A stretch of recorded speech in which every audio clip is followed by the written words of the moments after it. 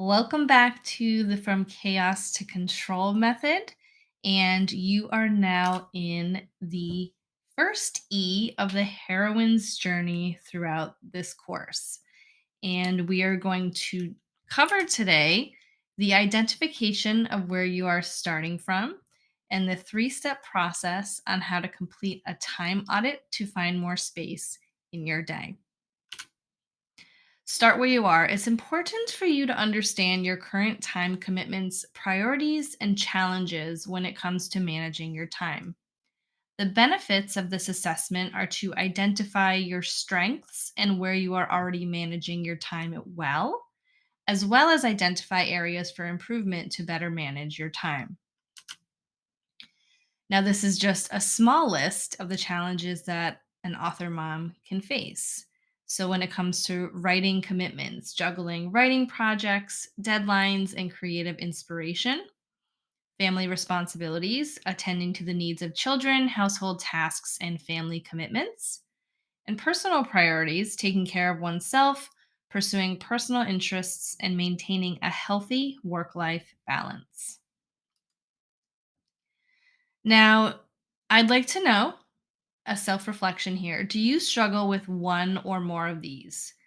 Frequently missing at deadlines, procrastination, constantly feeling rushed or overwhelmed, difficulty balancing work and personal life, inability to focus, and lack of progress? Well, these can be signs of poor time management. Now, with all those struggles in mind, it's important to take a look at how you're spending your time.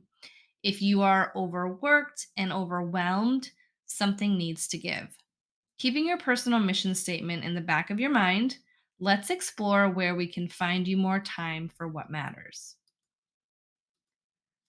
So, the method to complete a time audit, which you will see this method crop up in many different places in this course, is to identify, create, and revise.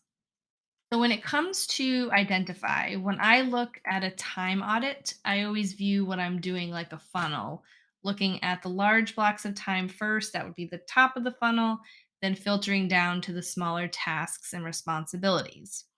I'm going to refer to buckets as the larger areas of your life.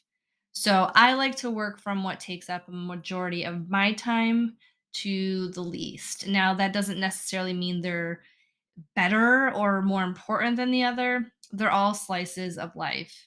So I think at the top, my mom responsibilities, those are responsibilities to my child. Then work, responsibilities to my full time job. Being an author, responsibilities to my author career. My home, responsibilities to my house and surrounding areas. And myself, responsibilities to myself as a person and wife, and community, my responsibilities from me to my community. So here's an example of how my life looks like on a normal weekly basis, broken down into those buckets. So I dedicate my mornings to my author business, and then there's that little chunk of time most of the year when a kiddo has school or camp, and then I have my work block, that's my full-time job block. And then everything else is a mixture of me, my mom duties, and my home duties. So the second step is to create. So I always want to make a big impact. So I started my journey for a time audit, which was based on how I was spending my work hours. I went through such a hard time with work where I was either overworked, stressed out, and work was bleeding into personal time, and then I'd try to do work early, but that would bleed into personal time, and it was just a hot mess. So I came up with this method and listed all of my responsibilities that I do during a work week along with the frequency. So there are things that I do daily, things that I do weekly, monthly, quarterly, etc.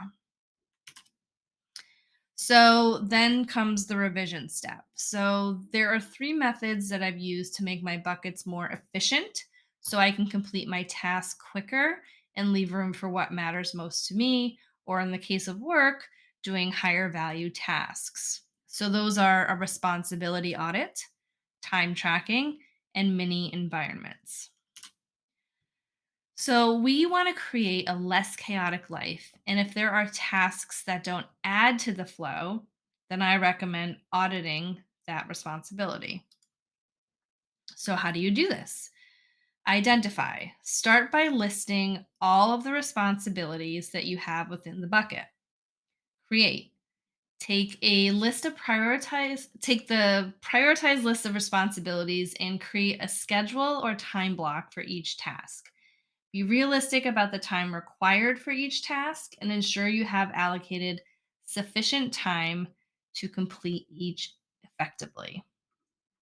Now, when it comes to the revision stage, I told you these three steps are going to come up a lot. So start learning them now. So, as circumstances change and new opportunities or challenges arise, it's important to be flexible in adjusting your priorities and making necessary revisions. Stay attuned to your evolving needs and make sure your responsibilities align with your goals and values. So I recommend continuously evaluating if there are tasks that can be delegated. You can assess whether tasks need to be delegated or outsourced by understanding that you don't have to do everything on your own. Consider seeking help from family members or friends or professionals to share the load and free up your time. When it comes to automation, if you identify repetitive or time consuming tasks that can be automated using technology or tools, and this could include social media scheduling, email automation, using project management software, and the like.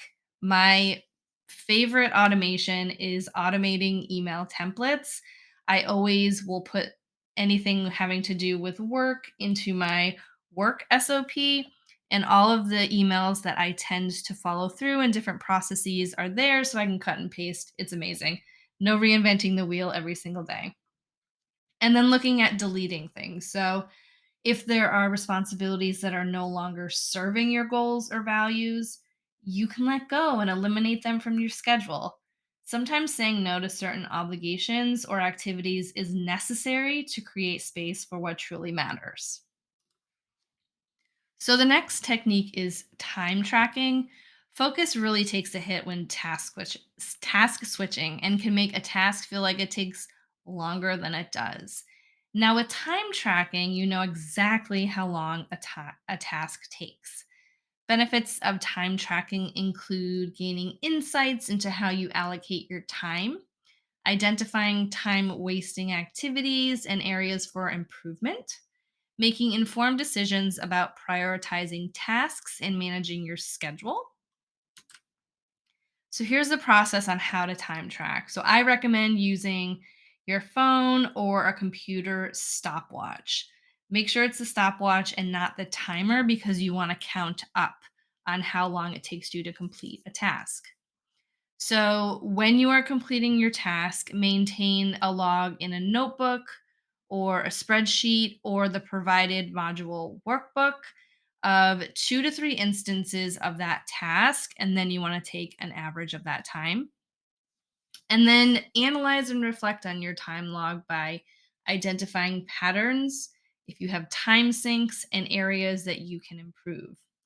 And then you can make adjustments to optimize your time allocation. So the last part is mini environments. So these create focused spaces or dedicated time slots for specific tasks or activities. And the benefits are enhancing productivity and concentration, minimize distractions and interruptions, and improve task efficiency and quality. And as much as I love the ideas of responsibility audit and time tracking, and they definitely have a place, mini environments is like my huge hack in life in creating efficiency. It's like the best for me.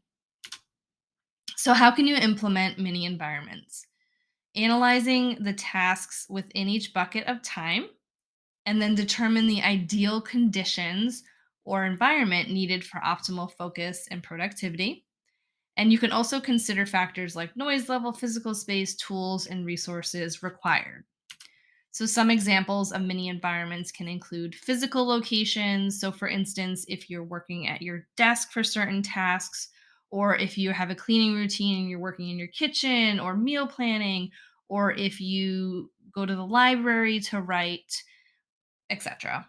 And digital locations can include so many things: Google Docs, Canva, project management software, your email client, etc. These are either physical or digital locations where you're completing a task in a specific place. I would say, quote unquote, place, in terms of being physical or digital. So, one common challenge for authors is the temptation of distractions, such as constantly checking emails. I was here, I so was here. And now I have separate email times to check my email at work versus always responding to the ding that comes when you get a new email. So, for example, during writing or work sessions, I would remove access to email. So instead, schedule specific blocks of time dedicated to checking and responding to emails. And by implementing this, you can create boundaries that allow you to maintain concentration on my primary tasks while still ensuring timely responses to emails during designated times. And another example of a common challenge is getting distracted by social media during writing or work sessions. It can be tempting to scroll through timelines or engage in discussions, taking away valuable time and focus. Instead of constantly checking social media throughout the day, schedule these specific mini environments for engaging with social media. Allocating a designated time slot at whatever point of the day, I just mentioned the afternoon or evening, because that's sort of end of day. All of your creativity and productivity is probably waning at this point. And then you can catch up on the updates, respond to messages, and engage with your audience. By setting these time boundaries and then creating that dedicated space and time for social media, you can maintain your productivity and avoid the constant interruptions, notifications, all of those things that hinder your progress. So, going through all of these steps, I did this process. This is my actual process. So I based my track time and batching into mini environments such as certain tabs, certain programs, things like that. I freed up so much time in my workday for dedicated projects and breaks, because when I was overwhelmed and overworked, I was not taking breaks, which obviously is not helpful to feeling less overwhelmed and overworked. So as you can see, these slots at from 9 to 11 are all of sort of my daily tasks that I was mentioning. And they have different times, just depending on the day. And then I wanted to create a lunch block. And then the weekly things that I had to do, I put in that 1 to 2 slot. And then at the end of close to the end of the day, or at least midday, I would, check in with some of my daily tasks again. But you can see where I was literally doing all of this stuff from 9 to 4 every single day and still not completing it. And now I have freed up so much time that I absolutely believe in this process so much that I know you'll be able to find time as well. So, when it comes to reflecting on your block of time, looking at time tracking and stuff like that, if you are seeing task overload, like you're attempting to do too much, and evaluate if tasks can be revised, prioritized, or delegated to create more manageable workload.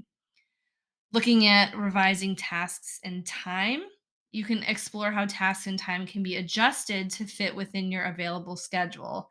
Consider reallocating time slots, breaking down tasks into smaller steps, or implementing time saving strategies. Again, with the responsibility audit, reflect on the overall balance of your responsibilities and commitments. And even if you've already completed a responsibility audit, I think sometimes you need to go back and see if another one needs to get done to assess the necessity and impact of each task on your goals and well being. And then, if you do discover extra space, which I know you will, take note of these times and utilize these newfound pockets of time to pursue activities that align with your priorities and self care.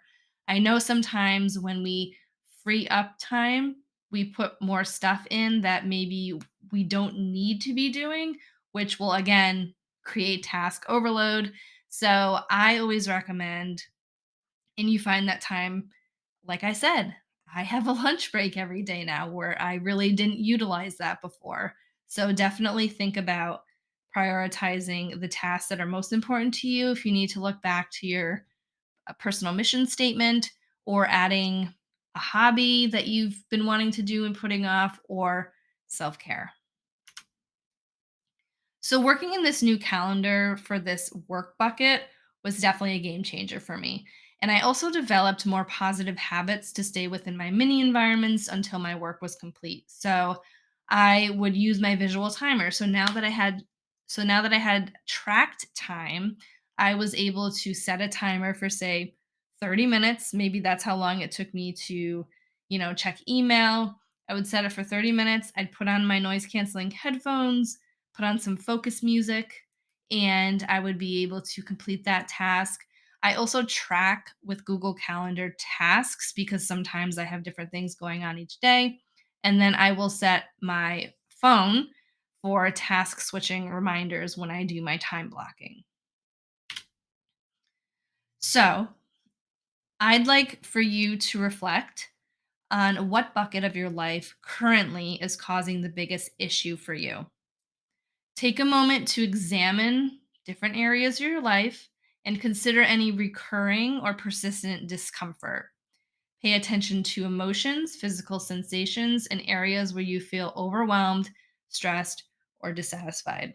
Now, this is going to be uncomfortable, but I always believe in making the biggest impact, and you will definitely feel the biggest impact if you focus on that pain point and removing that from your life based on these techniques.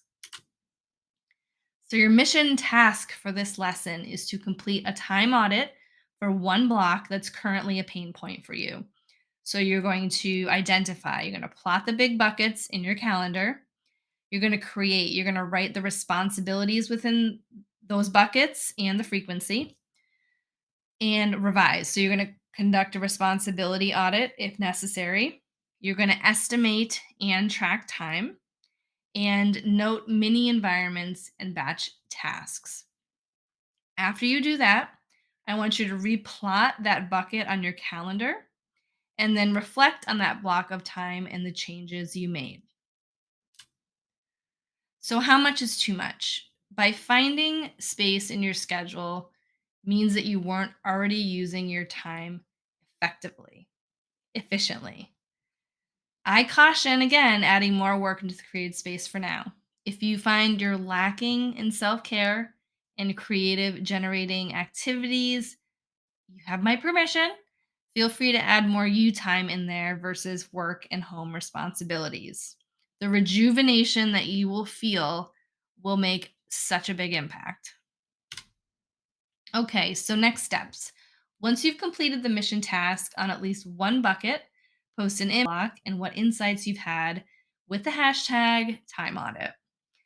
So after that, for this task specifically, I would just recommend doing one for now, but you can either keep working on all of your buckets for the week or set a deadline to do so in your calendar.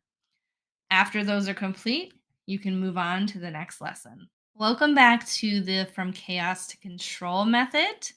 And today we're going to evaluate and assess your journey with a systems audit. So we are still here on the first E of your heroine's journey, evaluating and assessing your journey. So here's what we're going to cover. We're going to identify your current systems and how you can analyze them for maximum efficiency. So, like the time audit lesson, we're going to start where we are. It's important for you to understand your current systems in your life and publishing. The benefits of the self assessment are to identify your strengths and where you're already managing well as identify areas for improvement to streamline systems more efficiently. So, what are your systems? Again, with the buckets, we're going to break down our bigger areas of our life into buckets. So, you can have personal systems, family systems, household systems, author systems, publishing systems, whatever systems you think you need if they are sort of outside of those. So, when it comes to personal systems, what routines do you follow for your mental and physical health? This might include meal preparation, exercise routines, meditation or mindfulness practices, and sleep routines. What daily, weekly, or monthly habits do you have for personal growth or leisure? This might include reading, attending classes or workshops, or any hobbies. Family systems. These are some questions to consider. What routines do you have in place for childcare, if applicable? This might include school drop-offs, pickups, homework, bedtime routines, and playtime routines. And then what systems do you have for spending quality time with your family? This can involve weekend activities, family meals, holiday traditions, and more.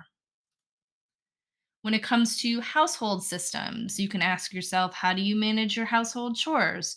This could include cleaning routines, laundry schedules, shopping for groceries, and other necessities and home maintenance tasks. Do you have systems in place for managing finances, such as budgeting, paying bills, and saving for the future? Author systems. How do you manage your writing? This may include a writing schedule, a process for brainstorming or outlining, a method for drafting and revising, and a way to handle writer's block. What routines do you have for ongoing learning and improvements as an author? This can involve reading widely, participating in writing groups, attending workshops or conferences, and seeking out feedback on your work. And these are a little more trad focused publishing systems, handling the submission of your work. This could involve researching publishers or agents, preparing letters or proposals, and tracking your submissions. So, how do you manage the promotion of your published work? This can include a social media strategy, public readings or signings, maintaining a website or newsletter, and building relationships with bookstores, libraries, or schools. And that second one can obviously be focused on indie as well. And then this is more indie focused along with the promotions. So, how do you manage the process of preparing your work for publication? That'll involve editing and proofreading routines, the design and layout of your book, and deciding on distribution platforms. How do you handle the ongoing promotion of your published work? Do you have a system for regularly reviewing and tweaking your book metadata? How do you manage the business side of indie publishing, such as tracking sales and royalties, tax considerations, and planning for future books? So, once you've identified your systems, it's important to reflect on them as they are. So, well working systems are efficient. If a system allows you to complete tasks in a timely and organized manner without excessive effort, it's likely working well. They are consistent. If you can rely on a system to deliver expected results every time, it's definitely effective. And satisfactory, if your system leaves you feeling positive or satisfied or fulfilled, that's definitely a sign of a well working system. If it's low stress, it doesn't contribute to high stress levels, but rather helps manage or alleviate stress. And it's balanced, a system that supports a balanced lifestyle, allowing for work, family time, self care, and leisure. So, some examples of systems needing improvement: if it's inefficient, if a system consistently takes longer than necessary, causes delays, or results in errors, it needs improvement. It's inconsistent. So if the results of a system are unpredictable or vary widely in quality, it may need to be refined. It's not satisfactory. If a system leaves you feeling unsatisfied, frustrated, or unfulfilled, definitely needs improvement. And if a system contributes to high stress or anxiety or overwhelm, that's a clear candidate that it needs to be improved. And also, if it's unbalanced, if a system leads to neglecting important aspects of your life, like self care, family time, or leisure, it needs to be reevaluated. So, in terms of rating your system, this exercise provides valuable insights into the strengths and weaknesses of your systems, enabling you to prioritize improvements and engage your overall productivity and efficiency. By rating your systems on a scale of 1 to 5, with 1 representing low effectiveness and 5 indicating high effectiveness, you can identify areas of success and areas that may require improvement. The goal is to optimize your systems and make them work better for you, not to achieve perfection. So, when you're analyzing system effectiveness, when you're examining the effectiveness, it's important to consider the underlying factors that contribute to its success or shortcomings. If a system is in need of improvement, you can brainstorm potential adjustments that could enhance its effectiveness. Take note of these improvement ideas as they arise, as they can provide valuable insights to how to optimize your systems and make them more efficient and aligned with your needs and preferences. So, the task for this mission, or this mission task, is to complete a system audit by writing down all the systems you currently have in your workbook, reflect on each system's current effectiveness by rating them, and if it needs improvement, make a note if you wish to improve the system and how. And I also want to add, if it is a high effective system, make a note on why it's so effective, because I think that is important as well.